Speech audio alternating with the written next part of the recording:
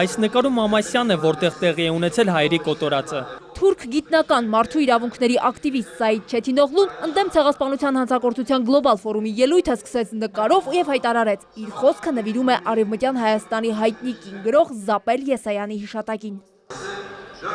Հայաստանում ցեղասպանության մասին խոսելը ինձ համար որպես թուրքի տարօրինակ է, բայց անհրաժեշտ է։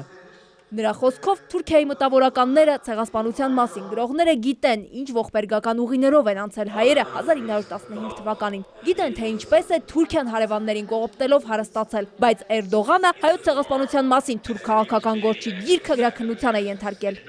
Թուրքիայում մի հայ կա, նրա անունը Սևան է։ 25 տարի բանտարկված է անօրինական շինարարություն իրականացնելու մեղադրանքով։ Սա իրավաչափ չէ, հայոց ցեղասպանությունը ընդունելու ու ճանաչելու հարցում հարկավոր է, որ Թուրքիայում յուրաքանչյուրը գիտակցի ցեղասպանության հավաքական պատասխանատվությունը։ Ապա ինքն իրեն հարց տա, մտածի, ինչ էր անում իր պապը 1915-ին։ Համարձակությամբ հայտնի թուրք ակտիվիստը համոզված է, Թուրքիան պետք է փոխի բոլոր այն կառույցների, փողոցների ու շենքերի անունները, որոնք կրում են հայոց ցեղասպանությունը իրագործած թուրքերի անունները։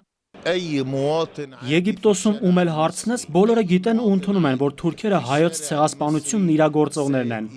Եգիպտոսի համալսարանի պրոֆեսորի դոկտորականում հայոց ցեղասպանությանը մի մեծ հատված է նվիրված։ Նրա գնահատմամբ հայոց ցեղասպանության ճանաչման գործում առաջխաղացում է նկատվում, հատկապես լուրջ քայլեր է անում Արևմուտքը։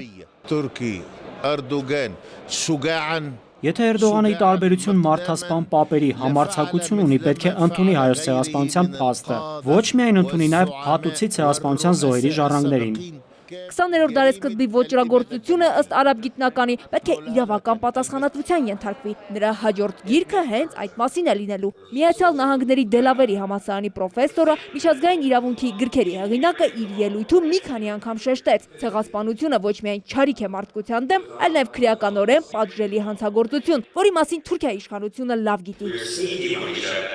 Թուրքիայի դիմադրողականությունը պայմանավորված է հենց նրանով, որ ընդունում է ցեղասպանության փաստը։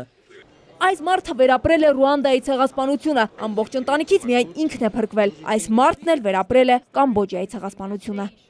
Ցեղասպանությունները դատապարտելի են, ժխտողականությունը նույնպես։ Եթե աշխարհը ցանկանում է ապրել խաղաղության մեջ, պետք է խոսի անցած դարի ցեղասպանությունների մասին, քանի որ դրանք նաև հիմա են շարունակվում։ Իսլամական պետության ահաբեկչական խմբավորման գերությունից փրկված Եզդի Նադիա Մուրադը Իրաքում եզդիների, քրիստոնյաների եւ շիա մուսուլմանների նկատմամբ իսլամիստների գործողությունները ցեղասպանություն է անվանում եւ մտադիր է քարոզել այն ամբողջ աշխարհում։ Իրաքի եզդիաբնակ Շինգալ քաղաքի վրա իսլամիստների հարձակումից ու գրոհայինների վայրագություններից զոհվել են նրա 6 եղբայրները։ Նադիան ստրկությունից մի կերպ փախել է Գերմանիա։ Իսլամական պետությունն անակնկալ հարձակում գործեց Իրաքի եզդիաբնակ Շինգալ քաղաքի վրա։ Այդ հարձակման ընթացքում նրանք ստրկության նպատակով գերեվարեցին 6000 եզդի կանանց եւ անչափահաս աղջիկների։ Ես այդ 6000-ից մեկն էի։ Իսլամական պետությունը մեր առջև պայման էր դրել՝ ընդունել իսլամը կամ մահանալ։ Սա ցեղասպանության ակնառու օրինակ է։ Հարևան սրահում հոլոքոստի ու ցեղասպանության ուսումնասիրմամբ զբաղվող ամերիկացի դոցենտը հաստատեց. մարդկանց սեփական տներից հանելը ու նրանց փախստական դարձնելը ցեղասպանության տար է։ Այն եղել է 20-րդ դարում ու շարունակվում է 21-ում։ Լիլիթ Ասլանյան, Լեոնիդ Սաֆրազյան, ժամը լրատվական։